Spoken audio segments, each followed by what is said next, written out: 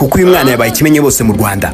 Video ze ziri guhererekanywa ku mbuga nkoranyambaga by'umwihariko status za WhatsApp, Instagram, TikTok, Facebook, YouTube ndetse n'izindi mbuga nkoranyambaga nyinshi zigiye zitandukanye. Uyu mwana bari kumushakira hasi hejuru kuri nimero ye ngo bakunde bavugane n'ababyeyi be cyangwa se bavugane n'uyu mwana amwicaze kuri kamera. Barajya he ko yigarukiye, barahungira he ko abazonze nta wateze kujya, abamuryanira inzara bavuga ko amaze kurambirana. Nimutuze, nimunywa amazi wenda birashira. Hano rucabana. Data twese nakwibuka akavuga umugisha, uramenye ntuzurize ibiciro wirata ku bandi, ahubwo uzongera urukundo twishi n'Imana zifasha abo bababaye bakeneye ubufasha.